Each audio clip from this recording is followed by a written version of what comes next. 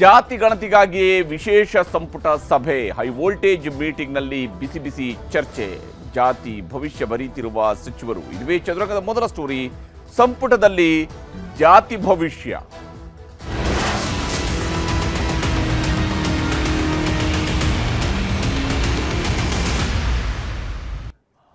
ಬಹಳ ವಿಶೇಷ ಸಂದರ್ಭಗಳಲ್ಲಿ ಮಾತ್ರ ರಾಜ್ಯ ಸಚಿವ ಸಂಪುಟದಲ್ಲಿರ್ಬೋದು ಅಥವಾ ಕೇಂದ್ರ ಸಚಿವ ಸಂಪುಟದಲ್ಲಿರ್ಬೋದು ಒಂದೇ ಒಂದು ಸಬ್ಜೆಕ್ಟ್ ಅನ್ನು ತೆಗೆದುಕೊಂಡು ಬಂದು, ಒಂದೇ ಒಂದು ಅಜೆಂಡಾವನ್ನು ತೆಗೆದುಕೊಂಡು ಬಂದು ಆ ಅಜೆಂಡಾದ ಮೇಲೆ ವಿಸ್ತೃತವಾದಂತಹ ಚರ್ಚೆಯನ್ನು ನಡೆಸಲಾಗುತ್ತೆ. ಅಂಥದ್ದೇ ಒಂದು ವಿಶೇಷವಾದಂತಹ ಕ್ಯಾಬಿನೆಟ್ ಸಭೆ ಇವತ್ತು ನಡೀತಾ ಇದೆ, ವಿಧಾನಸೌಧದಲ್ಲಿ ನಡೀತಾ ಇದೆ. ಮುಖ್ಯಮಂತ್ರಿ ಸಿದ್ದರಾಮಯ್ಯನವರ ನೇತೃತ್ವದಲ್ಲಿ ನಡೀತಾ ಇರುವಂತಹ ಸಚಿವ ಸಂಪುಟ ಸಭೆಯಲ್ಲಿ ಇರುವಂಥದ್ದು ಒಂದೇ ಅಜೆಂಡಾ, ಜಾತಿ ಗಣತಿ.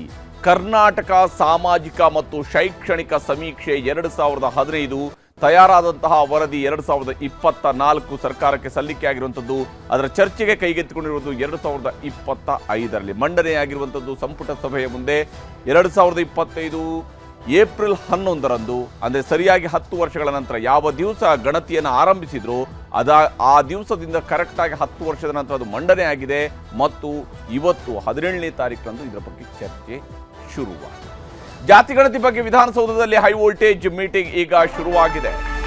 ಒಳಗೆಲ್ಲ ಹೊಗಳ್ತಾ ಇರುವಂತಹ ಸಚಿವರು ಹೊರಗೆ ಅವರು ತಮ್ಮ ಹೊಗಳಿಕೆಯ ಮಾತುಗಳನ್ನು ಹೇಳಿದ್ದಾರೆ. ಈ ಒಂದು ಏನು ಜಾತಿ ಗಣತಿ ಹೇಗಿದೆ, ಯಾವ ಸ್ವರೂಪದಲ್ಲಿ ನ್ಯಾಯ ಕೊಡುತ್ತೆ ಅನ್ನೋದ್ರ ಬಗ್ಗೆ ಎಲ್ಲ ಹೇಳಿದಾರಲ್ಲ. ಹೊರಗೆ ಹೊಗಳಿರುವಂತಹ ಸಚಿವರು ಒಳಗೆ ಸುಮ್ಮನಿರ್ತಾರ. ಕುತೂಹಲ ಮತ್ತು ಟೆನ್ಷನ್ ಮಧ್ಯೆ ತಯಾರಾಗ್ತಾ ಇದೆ ಜಾತಿಯ ಭವಿಷ್ಯ. ಒಂದಿಷ್ಟು ಮಂದಿ ಹೇಳಿದ್ದಾರೆ, ನೀವೆಲ್ಲ ರಾಜೀನಾಮೆ ಕೊಡಿ, ನಮ್ಮ ಜಾತಿಗೆ ಅನ್ಯಾಯ ಆಗಿದೆ ಅಂತ ಹೇಳ್ಕೊಂಡು.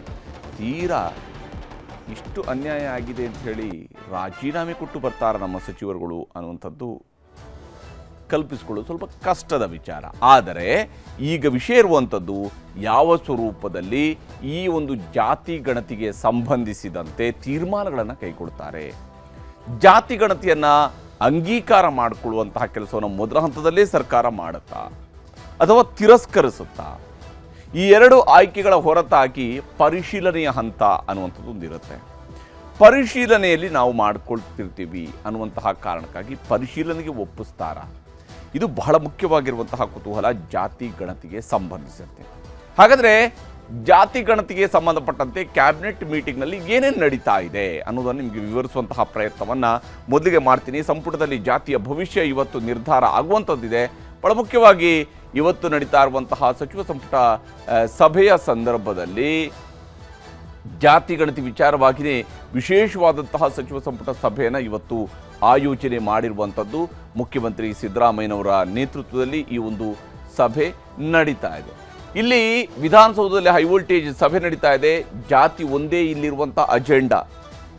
ಇವರ ಮುಂದೆ ಇರುವಂಥದ್ದು ಇವತ್ತು ಒಂದೇ ಅಜೆಂಡಾ, ಕರ್ನಾಟಕ ಸಾಮಾಜಿಕ ಮತ್ತು ಶೈಕ್ಷಣಿಕ ಸಮೀಕ್ಷೆಯನ್ನು ಏನು ಮಾಡಬೇಕು, ಈ ಸಮೀಕ್ಷೆಯಲ್ಲಿ ಬಂದಿರತಕ್ಕಂತಹ ಜಾತಿಗಳ ಲೆಕ್ಕಾಚಾರ ಇದೆಯಲ್ಲ ಅದರ ಆಧರಿಸಿ ಹೇಗೆ ನ್ಯಾಯ ಒದಗಿಸಬೇಕು, ಅದರ ಮೊದಲ ಹಂತದಲ್ಲೇ ಒಪ್ಪಿಕೊಳ್ಳುವಂಥದ್ದ, ಅದರ ಆಧಾರದ ಮೇಲೆ ಶಿಫಾರಸುಗಳನ್ನು ಜಾರಿಗೊಳಿಸೋದಕ್ಕೆ ಟ್ರೈ ಮಾಡುವಂಥದ್ದ, ಅಥವಾ ಅದಕ್ಕೆ ಸಂಬಂಧಪಟ್ಟಂತೆ ಅಧ್ಯಯನವನ್ನು ನಡೆಸುವಂಥದ್ದ ಅನ್ನೋದರ ಬಗ್ಗೆ ಇವತ್ತು ಚರ್ಚೆ ಆಗುತ್ತೆ. ಜಾತಿ ಗಣತಿಯ ಅಂಗೀಕಾರವೋ ತಿರಸ್ಕಾರವೋ ಅಥವಾ ಅಧ್ಯಯನಕ್ಕೆ ಸಮಿತಿ ರಚನೆಯೋ ಅನ್ನುವಂಥದ್ದು ಈ 3 ಅಂಶಗಳಲ್ಲಿ ಒಂದಂತೂ ಇವತ್ತು ಆಗೇ ಆಗುತ್ತೆ. ಈ 3 ಅಂಶಗಳು ಸರ್ಕಾರದ ಮುಂದೆ ಇರುವಂಥದ್ದು. ಒಂದು ವೇಳೆ ಸದನದಲ್ಲಿ ಮಂಡನೆ ಮಾಡಬೇಕು ಅಂತ ಹೇಳುವಂಥ ತೀರ್ಮಾನಕ್ಕೆ ಬಂದರು ಅಂತಾರೆ, ಅಂಗೀಕಾರ ಮಾಡಿ ಒಪ್ಪಿಗೆಯನ್ನು ಪಡ್ಕೊಂಡು, ಜಾತಿ ಗಣತಿಗೆ ಒಪ್ಪಿಗೆಯನ್ನು ಪಡ್ಕೊಂಡು ಅದಕ್ಕೆ ಅನುಮೋದನೆಯನ್ನು ಕೊಟ್ಟು ನಂತರ ಸದನಕ್ಕೆ ಹೋಗುವಂಥದ್ದು. ಅದು ಸದನಕ್ಕೆ ಹೋಗುತ್ತೆ ಅಂತ ಹೇಳಿದರೆ ಸರ್ಕಾರ ಅದನ್ನು ಅಂಗೀಕಾರ ಮಾಡಿದೆ ಅಂತೇಳಿ ಅರ್ಥ. ಕ್ಯಾಬಿನೆಟ್ ಸಭೆ ಅಂಗೀಕಾರ ಮಾಡಿದೆ ಅಂತೇಳಿ. ತಿರಸ್ಕರಿಸಿದ್ರೆ ಇಲ್ಲ, ಇಲ್ಲಿಗೆ ಈ ಸಬ್ಜೆಕ್ಟ್ ಮುಗೀತು. ಆದರೆ 161 ಕೋಟಿ ರೂಪಾಯಿ ಖರ್ಚು ಮಾಡಿ ತಿರಸ್ಕರಿಸುವಂತಹ ವರದಿಯನ್ನಂತೂ ಇವರು ಮಂಡನೆ ಮಾಡಿರೋಕ್ಕೆ ಸಾಧ್ಯ ಇಲ್ಲ. ತಿರಸ್ಕರಿಸುವುದೇ ಆಗಿರ್ತಿದ್ರೆ ಅದು ಮಂಡನೆಯೂ ಕೂಡ ಆಗ್ತಿರಲಿಲ್ಲ ಅಂತ ಹೇಳಿ. ವರದಿಗೆ ಲಿಂಗಾಯತ ಮತ್ತು ಒಕ್ಕಲಿಗರ ಪ್ರಬಲ ವಿರೋಧ ಇದೆ. ಈ 2 ಸಮುದಾಯಗಳ ಸಂಘಟನೆಗಳು, ಒಕ್ಕಲಿಗರ ಸಂಘ ಹಾಗೂ ವೀರಶೈವ ಮಹಾಸಭಾ, ಈ 2 ಸಂಘಟನೆಗಳು ಕೂಡ ತೀವ್ರ ಪ್ರತಿರೋಧವನ್ನು ವ್ಯಕ್ತಪಡಿಸಿವೆ. ಇದು ಹಳಸಿದ ವರದಿ ಅಂತ ಹೇಳಿದ್ದಾರೆ, ಇದು ಅವೈಜ್ಞಾನಿಕ ವರದಿ ಅಂತ ಕರೆದಿದ್ದಾರೆ, 10 ವರ್ಷಗಳ ಹಳೆಯ ಡಾಟಾ ಅಂತೇಳಿ ಹೇಳಿದ್ದಾರೆ. ಈ ರೀತಿಯಾದಂತಹ ಕಟುವಾದಂತಹ ಶಬ್ದಗಳನ್ನು ಬಳಕೆ ಮಾಡಲಾಗಿದೆ. ಲಿಂಗಾಯತ ಒಕ್ಕಲಿಗ ಸಮುದಾಯಗಳ ಸಚಿವ ಶಾಸಕರಿಂದಲೂ ಕೂಡ ವಿರೋಧ ಇದ್ದೇ ಇದೆ. ಕೆಲವು ಸಚಿವರು ಲಿಂಗಾಯತ ಸಮುದಾಯದ ಕೆಲ ಸಚಿವರು ಹೇಳಿಕೊಂಡಿದ್ದಾರೆ, ಆಲ್ರೆಡಿ ಬಹಿರಂಗವಾಗಿ ಹೇಳಿದ್ದಾರೆ, ವರದಿಯಲ್ಲಿರುವಂಥ ಅಂಶಗಳನ್ನು ಒಪ್ಪೋದಕ್ಕೆ ಸಾಧ್ಯ ಇಲ್ಲ. ನಮ್ಮ ಸಮುದಾಯ ಹೇಳಿದ ರೀತಿಯಲ್ಲಿ ಇದರ ಬಗ್ಗೆ ಪುನರ್ ಪರಿಶೀಲನೆ ಆಗಬೇಕು ಅಥವಾ ಇದರ ಬಗ್ಗೆ ಸಮೀಕ್ಷೆ ಮತ್ತೊಮ್ಮೆ ಮಾಡಬೇಕಾಗುತ್ತೆ, ವೈಜ್ಞಾನಿಕ ಸಮೀಕ್ಷೆಯನ್ನು ಮಾಡಬೇಕಾಗುತ್ತೆ ಅನ್ನುವಂತಹ ಉಚಿತ ಸಲಹೆಯನ್ನು ಸರ್ಕಾರಕ್ಕೆ ಕೊಟ್ಟಿದ್ದಾರೆ. ಶಾಸಕರಂತೂ ತೀವ್ರ ವಿರೋಧವನ್ನು ವ್ಯಕ್ತಪಡಿಸಿದ್ದಾರೆ. ಯಾಕಂದರೆ ಶಾಸಕರಿಗೆ ಇಂತಹ ನಿಬಂಧನೆಗಳಿರೋದಿಲ್ಲ, ಅವರ ಮುಂದೆ ಮಾತ್ರ ಚರ್ಚೆಗೆ ಬರೋದಲ್ಲ, ಶಾಸಕರ ಮುಂದೆ ಸಾಕಷ್ಟು ವಿಚಾರಗಳ ಚರ್ಚೆಗಳಿದ್ದಾವೆ. ಅವರು ಅದನ್ನು ಹೇಳ್ತಿದ್ದಾರೆ. ಸಮೀಕ್ಷೆ ಸರಿಯಿಲ್ಲ, ವರದಿ ಸರಿಯಿಲ್ಲ ಅನ್ನುವಂಥ ಆರೋಪವನ್ನು ಮಾಡಲಾಗ್ತಾ ಇದೆ. ಈ ಸಮೀಕ್ಷೆಯನ್ನೇ ಸರಿಯಾಗಿ ನಡೆಸಿಲ್ಲ, ಅಂದರೆ ವೈಜ್ಞಾನಿಕವಾಗಿ ನಡೆಸಿಲ್ಲ, ಅಥವಾ ಎಲ್ಲರ ಮನೆಗಳಿಗೆ ಬಂದಿಲ್ಲ, ನಮ್ಮ ಮನೆಗೆ ಬಂದಿಲ್ಲ ಅನ್ನುವಂತಹ ಕೂಗು ಒಂದು ಕಡೆಯಿಂದ ಶುರುವಾಗಿರೋದು. ಅನೇಕರು ಹೇಳ್ತಾ ಇದ್ದಾರೆ ನಮ್ಮ ಮನೆಗೆ ಬಂದಿಲ್ಲ, ನಮ್ಮ ಮನೆಗೆ ಬಂದಿಲ್ಲ, ನಮ್ಮ ಮನೆಗೆ ಬಂದಿಲ್ಲ. ಅಲ್ಲ, ಒಂದು ಕ್ಷೇತ್ರದ ಶಾಸಕರ ಮನೆಗೆ ಹೋಗದೇನೆ ಒಂದು ಸಮೀಕ್ಷೆಯನ್ನು ಮಾಡಿಸಿರೋದಕ್ಕೆ ಸಾಧ್ಯನಾ ಅನ್ನುವಂತಹ ಪ್ರಶ್ನೆ ಇದ್ದೇ ಇದೆ, ಅನುಮಾನ ಇದ್ದೇ ಇದೆ ನಾಯಕರುಗಳ ಉತ್ತರದಲ್ಲಿ. ಇನ್ನು ವರದಿ ಸ್ವೀಕರಿಸದಂತೆ ಮೇಲ್ವರ್ಗಗಳ ಸಚಿವರ ಒತ್ತಡವೂ ಕೂಡ ಇದ್ದೇ ಇದೆ. ಇಲ್ಲಿ ಮೇಲ್ವರ್ಗ ಅಂತ ಹೇಳಿ ಕರೆಸಿಕೊಳ್ಳುವಂತಹ ಎರಡು ಪ್ರಬಲ ಸಮುದಾಯಗಳು ಕೂಡ ಅದರ್ ಬ್ಯಾಕ್ವರ್ಡ್ ಕ್ಲಾಸಸ್ನಲ್ಲಿ ಬರುವಂತಹ OBC ಸಮುದಾಯಗಳೇ ಇವು. ಯಾಕಂದರೆ 3A ಮತ್ತು 3Bಯಲ್ಲಿ ಬರುವಂತಹ OBC ಕ್ಯಾಟಗರಿ ಏನಿದೆ ಅಲ್ಲಿ ಇರುವಂತಹ ಅದರ್ ಬ್ಯಾಕ್ವರ್ಡ್ ಕ್ಲಾಸಸ್ಸಲ್ಲಿ ಬರ್ತಕ್ಕಂಥ ಈ ಎರಡು ಸಮುದಾಯಗಳು, ಒಕ್ಕಲಿಗ ಮತ್ತು ಲಿಂಗಾಯತ, ಎರಡು ಸಮುದಾಯಗಳ ಸಚಿವರುಗಳು ಒತ್ತಡವನ್ನು ಹೇರ್ತಾ ಇದ್ದಾರೆ. ಯಾಕಂದರೆ ಅವರ ರಾಜಕೀಯದ ಪ್ರಾಬಲ್ಯಕ್ಕೆ ಕುಂಠಿತ ಆಗಬಹುದು ಅನ್ನುವಂಥ ಆತಂಕವೂ ಕೂಡ ಇದ್ದೇ ಇದೆ. ವರದಿ ಅಂಗೀಕಾರಕ್ಕೆ ಅಹಿಂದ ಸಂಘಟನೆಗಳು ಆಗ್ರಹವನ್ನು ಮಾಡ್ತಾ ಇದ್ದಾವೆ. ಯಾಕಂದರೆ ಇಲ್ಲಿ ಹಲವಾರು ಜಾತಿಗಳಿದ್ದಾವೆ, ಹಲವಾರು ಉಪಜಾತಿಗಳಿದ್ದಾವೆ. ಇವರು ಪೂರ್ತಿಯಾಗಿ ಒಗ್ಗೂಡಿದಾಗ ಮಾತ್ರನೇ ಇವರು ಅತಿ ಹೆಚ್ಚು ಸಂಖ್ಯೆಯ ಜನಸಮೂಹ ಆಗುತ್ತೆ. ಆದರೆ ಒಗ್ಗೂಡ್ತಾರ ಅನ್ನುವಂಥ ಪ್ರಶ್ನೆಗಳು ಇರುವಂತಹ ಸಂದರ್ಭದಲ್ಲೇ ಅಹಿಂದ ವರ್ಗಗಳವರು ಹೇಳ್ತಿದ್ದಾರೆ, ಇಲ್ಲ, ಇದು ಜಾರಿಯಾಗಬೇಕು, ಇದು ಅಂಗೀಕಾರ ಆಗಬೇಕು, ಶಿಫಾರಸುಗಳನ್ನು ಅಂಗೀಕರಿಸಬೇಕು, ಜಾರಿಗೆ ಮಾಡಬೇಕು, ನ್ಯಾಯ ಕೊಡಬೇಕು, ಮೀಸಲಾತಿಯನ್ನು ಕೊಡಬೇಕು, ಎಲ್ಲ ಡಿಮ್ಯಾಂಡ್ಗಳನ್ನು ಇಡ್ತಾ ಇದ್ದಾರೆ. ತೀವ್ರ ಕುತೂಹಲ ಮೂಡಿಸಿರುವಂಥದ್ದು ಇಂದಿನ ಸಂಪುಟ ಸಭೆ ಈ ಎಲ್ಲ ಕಾರಣಗಳಿಗಾಗಿ, ಜಾತಿ ಗಣತಿಯ ವಿಚಾರಗಳ ಕಾರಣಕ್ಕಾಗಿ ಬಹಳ ಕುತೂಹಲವನ್ನು ಮೂಡಿಸಿದೆ ಇವತ್ತಿನ ಸಂಪುಟ ಸಭೆ. ಹಾಗಾದರೆ ಸರ್ಕಾರದ ಮುಂದಿರುವಂಥ ಆಯ್ಕೆಗಳು ಏನೇನು ಇವತ್ತಿನ ಸಂಪುಟ ಸಭೆಯಲ್ಲಿ ಅನ್ನೋಂಥ ನೋಡ್ತಾ ಹೋದರೆ, ಮೊದಲನೇ ಆಯ್ಕೆ ಸರ್ಕಾರಕ್ಕಿರುವಂಥದ್ದು ವಿಧಾನಮಂಡಲದ ವಿಶೇಷ ಅಧಿವೇಶನವನ್ನು ಕರೆದು ಅಲ್ಲಿ ಈ ಜಾತಿ ಸಮೀಕ್ಷೆಯ ವರದಿಯನ್ನು ಮಂಡನೆ ಮಾಡುವಂಥದ್ದು. ಅಂದರೆ ಸಾಮಾಜಿಕ ಶೈಕ್ಷಣಿಕ ಸಮೀಕ್ಷೆಯ ವರದಿಯನ್ನು ಸದನದಲ್ಲಿ ಮಂಡಿಸುವಂಥದ್ದು. ಸಂಪುಟ ಅಂಗೀಕಾರ ಮಾಡಿ ಸದನದಲ್ಲಿ ಮಂಡಿಸಿ ಅದರ ಮೂಲಕವಾಗಿ ಒಂದು ವಿಸ್ತೃತವಾದಂತಹ ಚರ್ಚೆಯನ್ನು ಉಭಯ ಸದನಗಳಲ್ಲಿ ನಡೆಸಿ ಶಾಸಕರ ಅಭಿಪ್ರಾಯಗಳನ್ನು ಕೇಳಿ ಮತ್ತು ಶಾಸಕರ ಸಲಹೆಗಳ ಆಧಾರದ ಮೇಲೆ ವಿಶೇಷ ಸಮಿತಿಯನ್ನು, ಅಧ್ಯಯನ ಸಮಿತಿಯನ್ನು, ಜಂಟಿ ಸದನ ಸಮಿತಿಯನ್ನು, ತಜ್ಞರ ಸಮಿತಿಯನ್ನು, ಯಾವುದೋ ಸಮಿತಿಯನ್ನು ಮಾಡಬೇಕು ಆ ರೀತಿಯಂಥ ಸಮಿತಿಯನ್ನು ರಚನೆ ಮಾಡಿಸ್ಬೋದು. ಸರ್ಕಾರದ ಮುಂದಿರುವಂಥ ಎರಡನೇ ಆಯ್ಕೆ, ಇಲ್ಲ, ಅಧಿವೇಶನಕ್ಕೆ ತೆಗೆದುಕೊಂಡು ಹೋಗೋದು ಬೇಡ, ಈಗಲೇ ಮತ್ತಷ್ಟು ಗೊಂದಲಗಳನ್ನು ಸೃಷ್ಟಿಸೋದು ಬೇಡ, ಮೊದಲ ಹಂತದಲ್ಲಿ ಸಚಿವ ಸಂಪುಟದ ಉಪಸಮಿತಿಯನ್ನು ರಚಿಸಿಬಿಡೋಣ, ಆ ಉಪಸಮಿತಿ ನಿರ್ಧಾರವನ್ನು ಮಾಡಲಿ, ಯಾವ ಶಿಫಾರಸುಗಳನ್ನು ಒಪ್ಪಿಕೊಳ್ಬೇಕು, ಏನು ಮಾಡಿಫೈ ಮಾಡೋದಕ್ಕೆ ಅವಕಾಶಗಳೇನಾದರೂ ಇದೆಯಾ, ಅಥವಾ ವಾಪಸ್ ಹಿಂದುಳಿದ ವರ್ಗಗಳ ಆಯೋಗಕ್ಕೆ ಇದನ್ನು ಕಳಿಸ್ಕೊಟ್ಟು ಅವರ ಮೂಲಕವಾಗಿ ಮತ್ತಷ್ಟು ಕ್ಲಾರಿಫಿಕೇಶನ್ ಪಡ್ಕೊಳ್ಳೋದಕ್ಕೆ ಸಾಧ್ಯ ಇದೆಯಾ, ಈ ನಿಟ್ಟಿನಲ್ಲೂ ಕೂಡ ಯೋಚನೆಯನ್ನು ಮಾಡಬಹುದು ಸಂಪುಟದ ಉಪಸಮಿತಿ ಮೂಲಕ, ಅಥವಾ ಸಂಪುಟ ಉಪಸಮಿತಿಯನ್ನು ರಚನೆ ಮಾಡಿಕೊಂಡು ಅದರಲ್ಲಿ ತೀರ್ಮಾನಗಳನ್ನು ಕೈಗೊಳ್ಬೋದು. ಇನ್ನೊಂದು ವೈಜ್ಞಾನಿಕ ಮರುಸಮೀಕ್ಷೆಯನ್ನು ಮಾಡುವಂತಹದಕ್ಕೂ ಕೂಡ ಯೋಚನೆಯನ್ನು ಮಾಡ್ತಾರಾ ಅಂತ ಹೇಳಿ, ಇದು ತೀರಾ ಕಡಿಮೆ, ಸಾಧ್ಯತೆ ಬಹಳ ಕಡಿಮೆ. ಹಾಗೆಂದರೆ ನಾವು 99.99 ಆಗೋದಿಲ್ಲ ಅಂತ ಹೇಳಿದ್ರು ಕೂಡ 0.01% ಅನ್ನೋದು ಇದೆಯಲ್ಲ, ಆ ಪಾಸಿಬಿಲಿಟಿಯಲ್ಲಿ ವೈಜ್ಞಾನಿಕ ಮರುಸಮೀಕ್ಷೆಯ ಅಂಶವನ್ನು ಕೂಡ ನಾವು ಗಮನಿಸ್ಬೋದು. ಅಂಥದ್ದೊಂದು ಯೋಚನೆಯನ್ನು ಸರ್ಕಾರ ಮಾಡಿಕೊಳ್ಬೋದು. ಇಲ್ಲಿ ಅಧ್ಯಯನಕ್ಕೆ ತಜ್ಞರ ಸಮಿತಿಯನ್ನು ಕೂಡ ರಚನೆ ಮಾಡುವಂತಹ ಕೆಲಸವನ್ನು ಸರ್ಕಾರ ಮಾಡಬಹುದು ಅಂತ ಹೇಳುವಂಥದ್ದು. ಈ ರೀತಿಯಾದಂತಹ ಆಯ್ಕೆಗಳು ಸರ್ಕಾರದ ಮುಂದೆ ಇದ್ದಾವೆ. ಈ ತಜ್ಞರ ಸಮಿತಿಯನ್ನು ಮಾಡುವಂಥದ್ದಿದ್ರೂ ಕೂಡ ಅದು ಸಂಪುಟದ ಉಪಸಮಿತಿಯ ಮೂಲಕವಾಗಿ ರಚನೆ ಮಾಡ್ತಾರೋ ಅಥವಾ ಯಾವ ಸ್ವರೂಪದಲ್ಲಿ ಅಧಿವೇಶನದ ಮೂಲಕವಾಗಿ ತಜ್ಞರ ಸಮಿತಿಗೆ ರೆಫರ್ ಮಾಡುವಂಥವ್ರ ಬಗ್ಗೆ ತೀರ್ಮಾನ ಕೈಗೊಳ್ತಾರ ಅಂತ ನೋಡಬೇಕು. ಈ ವಿಚಾರಕ್ಕೆ ಸಂಬಂಧಪಟ್ಟಂತೆ ಕಾಂಗ್ರೆಸ್ನ ನಾಯಕರುಗಳು ಮಾತನಾಡಿದ್ದಾರೆ, ತೋರಿಸ್ತೀವಿ ನೋಡಿ. ಅದು ರಾಜ್ಯ ಸರ್ಕಾರಕ್ಕೆ ಬಿಟ್ಟಿದ್ದು, ಪ್ರತಿಯೊಂದು ರಾಜ್ಯದಲ್ಲಿ ಅವರವ್ರು ಮಾಡ್ತಾರೆ. ಇದೇನು ನಾವು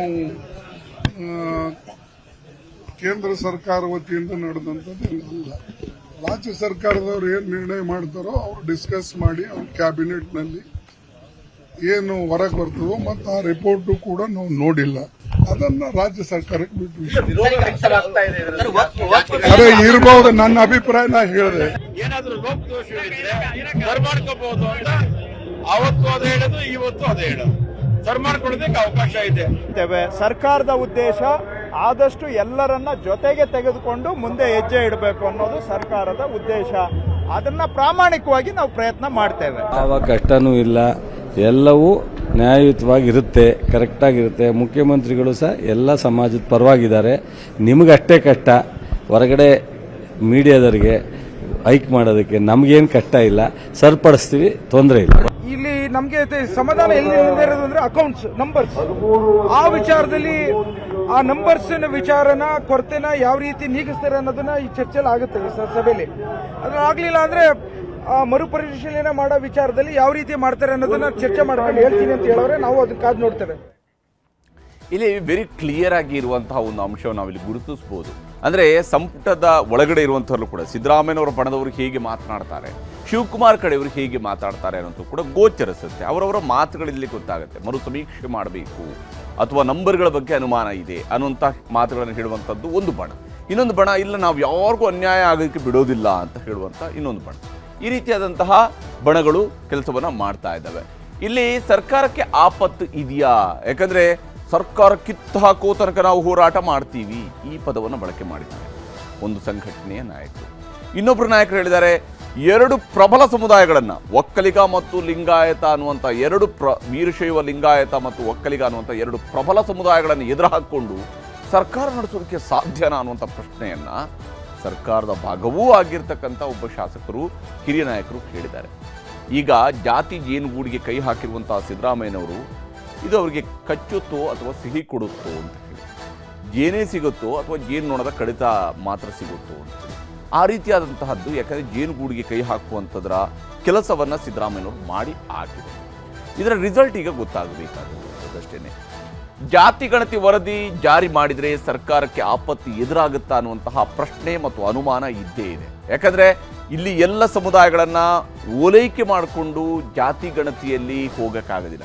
ಜಾತಿ ಗಣತಿ ಅನ್ನುವಂಥದ್ದು ನಿಜಕ್ಕೂ ಸರ್ಕಾರ ಮಾಡಿದ್ದು ಸಮರ್ಪಕವಾಗಿದೆ ಅಂತ ಹೇಳಿದ್ರೆ ಅದು ಸತ್ಯ ಅಂತ ಅದನ್ನು ಒಪ್ಕೊಳ್ಬೇಕಾಗತ್ತೆ. ಸತ್ಯಕ್ಕೆ ಓಲೈಕೆಯ ಗುಣ ಇರೋದಿಲ್ಲ. ಸತ್ಯಕ್ಕೆ ಸತ್ಯ ಹೇಳುವಂತಹದ್ದು ಮಾತ್ರ ಅದಕ್ಕಿರುವಂಥದ್ದು. ಅದು ಯಾರದೇ ಒತ್ತಡಗಳು ಎಷ್ಟೇ ಇರ್ಬೋದು, ಯಾವುದೇ ಪ್ರಬಲರ ಒತ್ತಡ ಇರ್ಬೋದು ಅಥವಾ ಇನ್ಯಾವುದೇ ಸಮುದಾಯಗಳ ಒತ್ತಡ ಇರ್ಬೋದು, ಸತ್ಯಕ್ಕೆ ಸತ್ಯ ಮಾತ್ರ ಉತ್ತರ ಆಗಿರಬೇಕು. ನಿಜಕ್ಕೂ ಸಮೀಕ್ಷೆ ಸತ್ಯ ಆಗಿದ್ರೆ ಈ ಓಲೈಕೆಯ ವಿಚಾರವನ್ನು ಬಿಟ್ಟು ಕೆಲಸವನ್ನು ಮಾಡ್ತಾರಾ ಅನ್ನುವಂಥದ್ದು. ಇದರಿಂದಾಗಿ ಏನಾದ್ರು ಸರ್ಕಾರಕ್ಕೆ ಆಪತ್ತಿ ಎದುರಾಗುತ್ತೆ. ಮೇಲ್ವರ್ಗಗಳ ಶಾಸಕರು ಸಚಿವರ ವಿರೋಧ ಕಟ್ಟಿಕೊಂಡು ಆಡಳಿತ ನಡೆಸೋದಕ್ಕೆ ಸಾಧ್ಯವೇ ಅನ್ನುವಂತಹ ಪ್ರಶ್ನೆ ಮತ್ತು ಕುತೂಹಲ ಇದ್ದೇ ಇದೆ. 39 ಮಂದಿ ಲಿಂಗಾಯತ ಶಾಸಕರುಗಳಿದ್ದಾರೆ. ಹೀಗಾಗಿ ಲಿಂಗಾಯತ ಸಮುದಾಯದ ಸ್ವಾಮೀಜಿಗಳು ಹೇಳ್ತಿದ್ದಾರೆ, ನೋಡಿ ನೀವು ಅಲ್ಲಿ ಆಯ್ಕೆಯಾಗಿದ್ದೀರಿ, ನೀವು ರಾಜೀನಾಮೆಯನ್ನು ಕೊಡಬೇಕು ಅನ್ನುವಂತಹ ನಿಟ್ಟಿನಲ್ಲಿ ಮಾತನಾಡ್ತಾ ಇದ್ದಾರೆ. ಆದರೆ ನಿಜಕ್ಕೂ ಕೇವಲ ಒಂದು ಸಮುದಾಯದವರಿಂದಾಗಿ ಯಾವುದೇ ಸಮುದಾಯದ ಶಾಸಕರ ಆಯ್ಕೆಯಾಗಿ ವಿಧಾನಸಭೆಗೆ ಪ್ರವೇಶ ಮಾಡಿದ್ರು, ಶಾಸನ ಸಭೆಯಲ್ಲಿ ಕುಳಿತಿದ್ರು, ಅವರು ಕೇವಲ ಅವರು ಹುಟ್ಟಿರುವಂತಹ ಒಂದು ಜಾತಿಯ ಮತಗಳನ್ನು ಮಾತ್ರ ಪಡ್ಕೊಂಡು ಬಂದಿದ್ದಾರಾ ಅನ್ನುವಂತಹ ಪ್ರಶ್ನೆಯನ್ನು ಕೂಡ ನಾವಿಲ್ಲಿ ಮಾಡಲೇಬೇಕಾಗುತ್ತೆ. ಆ ವಿರೋಧ ಮತ್ತು ಪರ ಇರುವಂತಹ ವಿಚಾರಗಳಲ್ಲಿ ಹೈಕಮಾಂಡ್ ಆದೇಶಕ್ಕೆ ಕಟ್ಟು ಬಿದ್ದು ಇಕ್ಕಟ್ಟಿಗೆ ಸಿಲುಕಿದ್ರ ಸಿದ್ದರಾಮಯ್ಯನವರು ಅನ್ನುವಂತಹ ಒಂದು ಪ್ರಶ್ನೆ ಅಥವಾ ಅನುಮಾನ ಇವು ಇದ್ದೇ ಇದೆ. ಆದರೆ ಸಿದ್ದರಾಮಯ್ಯನವ್ರಿಗೆ ಇದನ್ನು ಎದುರಿಸಬಹುದಾಗಿರುವಂತಹ ಚಾಕಚಕ್ಯತೆಯನ್ನು ಅವರು ಹೇಗೆ ಪ್ರದರ್ಶಿಸ್ತಾರೆ ಅಂತೇಳಿ, ಯಾಕಂದರೆ ನಿಜವಾದಂತಹ ಸತ್ವ ಪರೀಕ್ಷೆಗಳು ಬರುವಂಥದ್ದು ಇಂತಹ ರಾಜಕೀಯ ನಿರ್ಧಾರಗಳನ್ನು ಕೈಗೊಂಡಾಗ. ಸಿದ್ದರಾಮಯ್ಯನವರು ಪಳಗಿದ ರಾಜಕಾರಣಿ. ಜಾತಿ ಗಣತಿಯ ಗಣಿತ ಅವರಿಗೆ ಚೆನ್ನಾಗಿ ಗೊತ್ತು. ಯಾಕಂದರೆ ಈ ಗಣಿತವನ್ನು ಅವರು ಈಗಾಗಲೇ ಸಾಕಷ್ಟು ಅಧ್ಯಯನ ಮಾಡಿದ್ದಾರೆ. ಈ ಗಣಿತದಲ್ಲಿ ಅವರಿಗೆ ತಮ್ಮದೇ ಆದಂತಹ ಅನುಭವಗಳಿದ್ದಾವೆ. ಜಾತಿಯ ಗಣಿತವನ್ನು ಅರ್ಥ ಮಾಡಿಕೊಂಡಿರುವುದಾಗಿಯೇ ಜಾತಿಯ ಗಣತಿಯ ಭವಿಷ್ಯ ನೋಡಬೇಕಿದೆ. ಇಲ್ಲಿ ಸವಾಲುಗಳೆಲ್ಲವನ್ನು ಮೀರಿ ಅಹಿಂದ ನಾಯಕನಾಗಿ ಮತ್ತೆ ಹೊರಹೊಮ್ಮೋದಕ್ಕೆ ಸಾಧ್ಯ ಆಗುತ್ತಾ ಸಿದ್ದರಾಮಯ್ಯನವರಿಗೆ ಅನ್ನುವಂತಹ ಕುತೂಹಲ ಇದ್ದೇ ಇದೆ. ಯಾಕಂದರೆ ಅಹಿಂದ ಚಾಂಪಿಯನ್ ಅನ್ನುವಂಥದ್ದನ್ನು ಅವರು ಕರೆಸ್ಕೊಳ್ತಾ ಇದ್ರು. ಈ ಅಹಿಂದ ಚಾಂಪಿಯನ್ ಅಂತ ಕರೆಸ್ಕೊಳ್ಳುವಂತಹ ವ್ಯಕ್ತಿಗೆ ಈಗ ಅಹಿಂದ ವರ್ಗಗಳ ಹಿತವನ್ನು ಕಾಪಾಡುವ ಛಾತಿಯನ್ನು ಪ್ರದರ್ಶಿಸಿ ಅದರ ಮೂಲಕವಾಗಿ ಉಳಿದ ವರ್ಗಗಳವರನ್ನು ಕೂಡ, ಅಂದರೆ ಮೇಲ್ವರ್ಗಗಳನ್ನು ವಿರೋಧ ಕಟ್ಟಿಕೊಳ್ಬೇಕು ಅಂತ ಹೇಳಿದ ಅವರನ್ನು ಕೂಡ ಮನವೊಲಿಸುವಂತಹ ಛಾತಿಯನ್ನು ಪ್ರದರ್ಶಿಸ್ತಾರ, ಅಥವಾ ವಿರೋಧ ಕಟ್ಟಿಕೊಂಡು ಒಂದು ವೇಳೆ ಜಾತಿ ಗಣತಿಯನ್ನು ಮಾಡೋದಕ್ಕೆ ಅಥವಾ ಅದನ್ನು ಜಾರಿಗೊಳಿಸೋದಕ್ಕೆ ಹೋದಿರ್ತಿದ್ರೆ ಅದು ಅಹಿಂದ ವರ್ಗಗಳಿಗೂ ಕೂಡ ಅನುಕೂಲವನ್ನು ಮಾಡಿಕೊಡುತ್ತೆ ಅಂತ ನಂಬೋದಕ್ಕೆ ಕಷ್ಟ ಇದೆ. ಈ ಸವಾಲುಗಳು ಈಗ ಸಿದ್ದರಾಮಯ್ಯನವರ ಮುಂದೆ ಇರುವಂಥದ್ದು. ಇಲ್ಲಿ ಜಾತಿವಾರು ಸಚಿವರ ಲೆಕ್ಕಾಚಾರವನ್ನು ಕೂಡ ನಾವೊಮ್ಮೆ ನೋಡಬೇಕು. ಈ ಸಂಪುಟದಲ್ಲಿ ಇರತಕ್ಕಂತಹ ಸಚಿವರುಗಳ ಸಂಖ್ಯೆಯನ್ನು ತುಲನೆ ಮಾಡಿದಾಗ ಲಿಂಗಾಯತ ಸಮುದಾಯದ 7 ಮಂದಿ ಸಚಿವರುಗಳು ಸಿದ್ದರಾಮಯ್ಯನವರ ಸಂಪುಟದಲ್ಲಿದ್ದಾರೆ. ಅಂದರೆ ಆಲ್ಮೋಸ್ಟ್ ಸರ್ಕಾರ ರಾಜ್ಯದ ಜನಸಂಖ್ಯೆ ಅಂದರೆ ರಾಜ್ಯದ ಸಚಿವ ಸಂಪುಟದ ಒಟ್ಟು ಸಂಖ್ಯೆ, ಒಟ್ಟು ಸ್ಟ್ರೆಂಗ್ತನ್ನು ಗಮನಿಸಿದಾಗ 7 ಮಂದಿ ಅಂತ ಹೇಳಿದರೆ ಆಲ್ಮೋಸ್ಟ್ 20%ನಷ್ಟು ರೆಪ್ರೆಸೆಂಟೇಷನ್ ಲಿಂಗಾಯತ ಸಮುದಾಯದವರು. ಒಕ್ಕಲಿಗ ಸಮುದಾಯದಿಂದ 5 ಜನ ಸಚಿವರಿದ್ದಾರೆ. ಪರಿಶಿಷ್ಟ ಜಾತಿಯ 6 ಮಂದಿ ಸಚಿವರಿದ್ದರೆ ಪರಿಶಿಷ್ಟ ಪಂಗಡದ 2 ಮಾತ್ರ ಸಚಿವರಿರುವಂಥದ್ದು. ಪರಿಶಿಷ್ಟ ಪಂಗಡದಿಂದ 2 ಸಚಿವರಿದ್ದಾರೆ. ಇನ್ನು ರೆಡ್ಡಿ ಸಮುದಾಯದಿಂದ 2, ಮುಸ್ಲಿಂ ಸಮುದಾಯದಿಂದ 2, ಕುರುಬ ಸಮುದಾಯದಿಂದ ಮುಖ್ಯಮಂತ್ರಿ ಸೇರಿದಂತೆ 2, ಬ್ರಾಹ್ಮಣ ಸಮುದಾಯದಿಂದ 1 ಸಚಿವರು ಸಂಪುಟದ ಭಾಗವಾಗಿದ್ದಾರೆ. ಕ್ರೈಸ್ತ ಸಮುದಾಯದಿಂದ 1, ಜೈನ ಸಮುದಾಯದಿಂದ 1, ಮರಾಠ ಸಮುದಾಯದಿಂದ ಸಂತೋಷ್ ಲಾಡ್, ಈಡಿಗ ಸಮುದಾಯದಿಂದ ಮಧು ಬಂಗಾರಪ್ಪ, ಹೀಗೆ ಒಬ್ಬೊಬ್ಬರು ಸಚಿವರುಗಳಿದ್ದಾರೆ. ಮಗುವೀರ ಸಮುದಾಯದಿಂದ 1 ಸಚಿವರಿರುವಂಥದ್ದು. ರಾಜು ಕ್ಷತ್ರಿಯ ವರ್ಗದಿಂದ ಬೋಸರಾಜು ಅವರು ಸಚಿವರು ಇರುವಂಥದ್ದು. ಹೀಗೆ ಇದು ಜಾತಿವಾರು ಹಂಚಿಕೆಗಳನ್ನು ನಾವು ನೋಡ್ತಾ ಇರೋದು. ಹಿಂದುಳಿದ ವರ್ಗಗಳಿಂದ ಇರುವಂತಹದ್ದರಲ್ಲಿ ಜಾತಿವಾರು ಒಂದು ಈ ಥರದಲ್ಲಿ ರೆಪ್ರೆಸೆಂಟೇಷನ್ ಇದೆ. ಯಾಕೆ ಇದನ್ನು ಹೇಳ್ತಾ ಇದ್ದೀವಿ ಅಂತ ಹೇಳಿದರೆ 7-5 ಅಂದರೆ ಲಿಂಗಾಯತ ಸಮುದಾಯದ 7 ಮಂದಿ ಸಚಿವರು ಮತ್ತು 5 ಒಕ್ಕಲಿಗ ಸಚಿವರು ಸೇರಿದರೆ 7-5 12 ಜನ ಆಗ್ತಾರೆ. ಅಂದರೆ ಒಟ್ಟು ಕ್ಯಾಬಿನೆಟ್ನ ಸ್ಟ್ರೆಂಗ್ತ್ಗೆ ನಾವು ಇದನ್ನು ಕಂಪೇರ್ ಮಾಡಿದಾಗ ಒಟ್ಟು ಕ್ಯಾಬಿನೆಟ್ನ 32%ನಷ್ಟು ಸಚಿವರುಗಳ ಅಭಿಪ್ರಾಯ ಏನಿರುತ್ತೆ? ಅವರು ಇದನ್ನು ವಿರೋಧಿಸ್ತಾರಾ ಅಥವಾ ಸಮರ್ಥಿಸ್ಕೊಳ್ತಾರಾ ಅನ್ನುವಂತಹ ಪ್ರಶ್ನೆ ಇರುವಂಥದ್ದು. ಇಲ್ಲಿ ಈ ವಿಚಾರಕ್ಕೆ ಸಂಬಂಧಪಟ್ಟಂತೆ ಬಹಳ ಕುತೂಹಲಕಾರಿಯಾಗಿರುವಂಥ ಒಂದು ಅಂಶ ಇದೆ. ಅನುಕೂಲಕ್ಕೆ ತಕ್ಕಂತೆ ಭಾಷೆಯ ಬಳಕೆಯನ್ನು ಮಾಡ್ತಾರೆ ನೋಡಿ. ಈ ಅನುಕೂಲದ ಭಾಷೆಯು ಕೂಡ ಇಲ್ಲಿ ಬಹಳ ಬಳಕೆ ಆಗ್ತಾ ಇದೆ. ಅಂದರೆ ಒಮ್ಮೆ ಇದನ್ನು ಸಮೀಕ್ಷೆ ಅಂತ ಹೇಳ್ಬಿಡೋದು, ಇನ್ನೊಂದು ಸಲ ಮಾತಾಡುವಾಗ ಗಣತಿ ಅಂತ ಹೇಳೋದು. ಇವ್ರಿಗೆ ಜಾತಿಯ ಲೆಕ್ಕವೂ ಬೇಕು. ಅದನ್ನು ಜಾತಿಯ ಲೆಕ್ಕ ಅಂತ ಹೇಳೋದಕ್ಕೆ ಭಯ ಆದಾಗಲೆಲ್ಲ ಸಮೀಕ್ಷೆ ಅಂತ ಹೇಳುವಂಥ ಸಬೂಬನ್ನು ಹೇಳುವ ಪ್ರಯತ್ನವೂ ನಡೆಯುತ್ತೆ. ಇಲ್ಲಿ ಸಾಮಾಜಿಕ ಶೈಕ್ಷಣಿಕ ಸಮೀಕ್ಷೆ ಅಂತ ಹೇಳುವಂಥದ್ದು ನಡೀತಾ ಇದೆ. ಸಾಮಾಜಿಕ ಸ್ಥಿತಿಗತಿ ಅರಿಯುವಂತಹ ಸಮೀಕ್ಷೆ ಅಂತ ನಾಯಕರುಗಳು ಹೇಳ್ತಾ ಇದ್ದಾರೆ. ಅದೇ ಜಾತಿಯ ಬಗ್ಗೆಯೂ ಕೂಡ ಒಂದು ಅಂಶ ಇದೆ ಅಂತ ಹೇಳಿ ಜಯಪ್ರಕಾಶ್ ಹೆಗಡೆ ಅವರು ಕೂಡ ಉಲ್ಲೇಖ ಮಾಡಿದರೆ, ಆದರೆ ಅವರು ಕೂಡ ಹೇಳ್ತಾ ಇರೋದು ಇದು ಜಾತಿ ಸಮೀಕ್ಷೆ ಅಲ್ಲ, ಇದು ಜಾತಿ ಗಣತಿ ಅಲ್ಲ, ಜಾತಿ ಒಂದು ಅಂಶ ಅಷ್ಟೇ ಅನ್ನುವಂಥ ಮಾತನ್ನು ಹೇಳ್ತಿದ್ದಾರೆ. ಸಾಮಾಜಿಕ ನ್ಯಾಯದ ಸಮೀಕ್ಷೆ ಜಾತಿಯ ಸಮೀಕ್ಷೆ ಅಲ್ಲ ಅನ್ನುವಂಥ ಸಮರ್ಥನೆ ಇದೆ. ಆದರೆ ಮೀಸಲಾತಿ ಸವಲತ್ತುಗಳಿಗೆ ಜಾತಿ ಮುಖ್ಯ ಅನ್ನುವಂಥ ವಾದವನ್ನು ಕೂಡ ಅದೇ ನಾಯಕರುಗಳು ವ್ಯಕ್ತಪಡಿಸ್ತಾ ಇದ್ದಾರೆ. ಈ ಸಮೀಕ್ಷೆಗಳೆಲ್ಲದರೂ ಯಾವುದಕ್ಕೆ ಆಧಾರ? ಮೀಸಲಾತಿಯ ಹೆಚ್ಚಳಕ್ಕೆ ಆಧಾರ, ಸರ್ಕಾರದ ಸವಲತ್ತುಗಳ ಹಂಚಿಕೆಗೆ ಆಧಾರ. ಯಾವ ಸಮುದಾಯಗಳವರಿಗೆ ಎಷ್ಟು ಜನ ಪದವೀಧರರಿದ್ದಾರೆ, ಎಷ್ಟು ಜನ ವಿದ್ಯಾವಂತರಿದ್ದಾರೆ, ಯಾರ ಆರ್ಥಿಕ ಸ್ಥಿತಿಗತಿ ಹೇಗಿದೆ, ಯಾರ ವಿಶೇಷವಾಗಿ ಶೈಕ್ಷಣಿಕ ಸ್ಥಿತಿಗತಿ ಹೇಗಿದೆ ಅನ್ನೋದನ್ನು ಅರ್ಥ ಮಾಡಿಕೊಂಡು ಆ ಸಮುದಾಯಗಳಿಗೆ ನ್ಯಾಯ ಒದಗಿಸ್ಬೋದು ಅನ್ನುವಂತಹ ವಾದವನ್ನು ಕೂಡ ಮಾಡ್ತಾರೆ.